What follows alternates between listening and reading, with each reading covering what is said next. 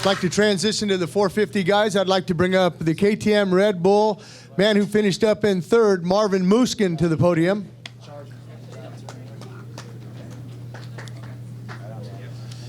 Marvin's talking to Anderson there. Marvin. You're up, Marvin. And I'd like to bring up the man who finished up second, put on a hell of a fight, the KTM Red Bull rider there, Ryan Dungey.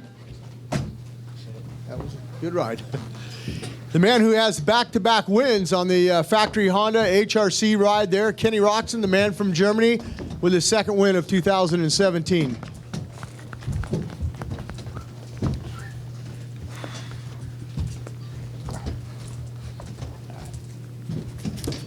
Kenny, I want to ask you, obviously you felt the pressure of Ryan Dungey behind you there. A little bit different win than last weekend. Last weekend you finished up with a 16-second lead, but this week he was on you all the way till the end. Yeah, first off, thank you guys for coming out. I wish I could have jumped in my suit real quick, but didn't have enough time. But no, it was good. It was an awesome race. I found myself right behind. Actually, I was third, I think, coming around the turn. I found myself behind Ryan and kind of, watched what he was doing. I got peppered pretty good by him from all the roosts and stuff. So was behind him and was able to make the pass up past the mechanics area and just rode my own race. I knew it was going to be a tough one just because the track broke down so much, and I didn't want to get ahead of myself and rode conservative and tried to really hit my marks. I think I could have switched up my lines a bit here and there, but sometimes with the track being this rough, it could be a risk. You end up taking a line that's a little bit worse, and we had to hit our marks and do all the rhythms at all times. So overall, though, I'm happier with this weekend's, how this weekend turned out than last weekend. Ryan, I got to ask you, this weekend, it looked like in that second qualifying session you said, look, I am the guy with the #1 plate. Even though I don't have the red background, you set fast time. You came out in the heat race, looked good. That main event looks like you wanted it. He gets by you early in there, and then it looked like you kind of went to school, studied a few lines, and you said, okay, I see we got about 5 minutes to go here. I'm going to make my push.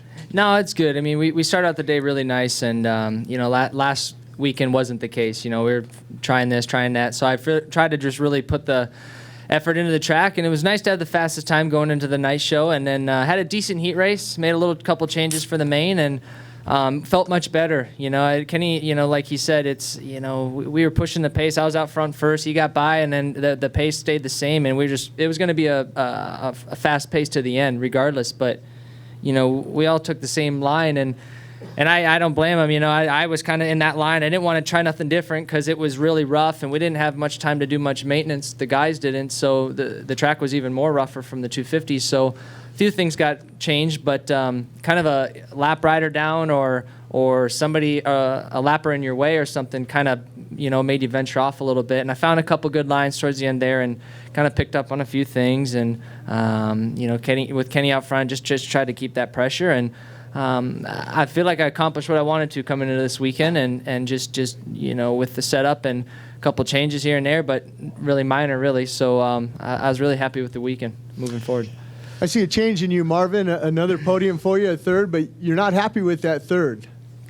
Well, especially after that first lap. I mean, I was really happy about my start, and I was trying to be really aggressive and try to pass Ryan, and I went on the inside and double, and it was not the rhythm that we used to do all the time. But I tried to to jump on the next table. I don't know what happened, but I thought I was gonna crash, and up in the air, all I could see is the sky. I mean, I was like, oh my gosh, what's going on? I thought I was gonna die, and then everybody was coming behind. So I don't know how I didn't crash, and I went off the track and rode on the big puddle, and I jumped back on the track, and man, I was like, what are you doing, And but I'm really glad to be here right now, and it was a good race. I was trying to to ride really hard and try to keep up the pace with those guys, and at the end, they were going really fast. I couldn't do more, and try to maybe save the third place, and nothing I could do against those guys. So, but third is really good. I'd like to open it up to the press now.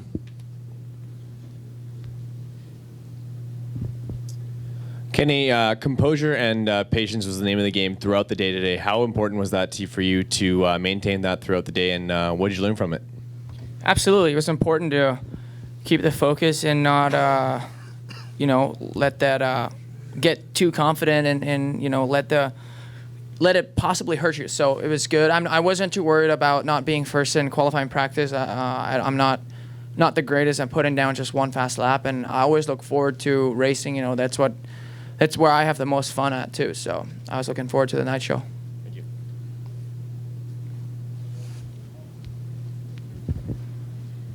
For Ryan and Marvin, with you guys training together, do you feel like that helps you when you're out on the track, having another fast guy to train with, throughout the week? Yeah. I mean, well, absolutely. I think, for me now, I'm not 22 anymore. I'm 27, and for me, it's nice to have other riders there. And during the week when you're able to ride with top caliber guys like Marvin and Jason, and we got Zach there now, and we're all on that same program as far as putting in the same laps amount, and whether I'm chasing them or I'm leading out front, we all kind of take our turns, but it's kind of that nice race pressure type situation without the stress of a real race, So I feel for me, it's the best. It keeps me sharp and it pulls it out of me. I need that these days, and not that I'm not motivated to do the work. It's just better for me. And then to be able to bring that intensity, so it ain't such a shock when you get to a race and guys are around you. You're kind of already used to somebody coming up on the inside or trying to make a pass or whatever the scenario. So. After you guys got the white flag, this is for Kenny and Ryan. Ryan, you got inside Kenny around that sweeper a little bit. I'm sure you knew he was there, Kenny. So can you guys each talk about sort of what was going through your head? Because then you had the error on that last rhythm section over there, and so just one, both you guys. Yeah, when we hit the white flag, I was like, I had two spots. I was like, I can do this, and I got inside on Kenny coming in, and nothing to make a pass or anything, but when we came around the sweeper to do the triple, and then the left before the whoops, I made a mistake there, and I found a new line there. I was really making some progress there, and then I rushed it after the whoops because I knew I lost a little time, and then I hit the turn, and he was kind of right there, and I got off-centered, and at the end of that straightaway, I would close in. I was like, well, maybe I can make a dent, but the possibility was very good. I just didn't make it work. I love being up front. No, it was, obviously I knew we were probably within a second or half a second throughout the whole 20+1. So there was not really no real thinking. I mean, it's hard to really describe what you're thinking. I feel like my mind is empty and I'm focused on what's ahead of me. And obviously Ryan was behind me, but there's no turning around or anything like that. I want to look forward, and you gotta, sometimes when you're behind somebody, you can pick it up somewhere and then pick out a couple of passes to a couple of spots to make the pass. But at the same time, with the ruts being there, you can cut to the inside, but then you can't jump the rhythm and stuff. So as being up front, you can't really just protect the inside, as to where some of the tracks that we ride, like last weekend, for example, there were no ruts in the berm, so you can go to the inside and make a pass and still jump the rhythm and stuff. So, but no, I'm happy with tonight, a good spot, and took the main, and it was a good race. Kenny, was that coming into those last 2 or 3 laps? Was that 10/10ths? Was there something left on the table or not? What do you mean on the speed wise? Yeah, I mean, I feel like they're all. I was not trying at all. No, just kidding. No, there's always. I feel it depends. He was so close that I couldn't just let loose and ride around. But at the same time, again, I feel like with the track being like that, you can easily try and rush it a little bit and possibly make a mistake. And I couldn't do that. Being up front, I had pretty much had everything to lose. So it was tough, but it was good. I love it. Kenny, a little off topic. Over the weekend, it was announced that you were going to do the Motocross of Nations again for Germany. What brought that decision about, and can you talk a little bit about that? It's pretty simple, just that I'm in a good position and there's no team switches or anything like that in mind. And every year I plan on racing, but in the last few years, it didn't play out to where I was ready to go, because I want everything to be on point and 100% perfect to go there and race and win, and not just go there just to go. You know what I mean? So right away, when I came with the team, rode the bike, and everything was going a good direction, and where we're at right now, I decided that, you know, I'm gonna commit, because that's what I want to do. Marvin, two podiums, 2 third places. What needs to happen for you to take that next step? Well, you know what? I feel like I'm really happy because I never really done really good on the West Coast tracks, and Anaheim won, and today San Diego, I feel like it was tracks were pretty rough, pretty choppy, and I don't think those tracks are really my type of tracks. I feel like more when it's more rutted and more softer, more like East Coast. But so that's why I'm really happy to be right here on the podium, and yeah, we'll keep working, and obviously try to not make a mistake like I did on the first lap, and try to be right there like I did tonight. But yeah, just to be better, you know, it's hard to say, you know, what I need to do better, but we'll keep working. As for Ryan, it looked like for the first half of the main, Kenny was a little bit better in the whoops, and then you seemed to get better as the race went on. Were you working on that, or you just send it? Like, what was the difference there? No, I mean, it was a little bit of, I wasn't like sending it, but I noticed practice he was going good through the whoops, and I needed to pick it up, and I was able to. And then when we came into the whoops after he got by me in the main, I noticed he was just making like a 10th, maybe 2, and so I more just tried to carry my momentum into it, and then let the bike, because you ain't gonna build speed in those things. We're so slick. So I carried a lot of momentum into it, and just tried to really stay light on the bike, and it worked really well. And I was like, I wish I would have figured this out a little earlier, but halfway in, it's all right. And yeah, I mean, I was pumped. Like, the bike felt great, and for the whoops were nasty too, and there wasn't much bite. So I was really happy with the setup tonight. This question's for Ryan. Mm-hmm. Ken's talked about, you know, his mindset of staying calm and focused. What's your mindset going into the next race?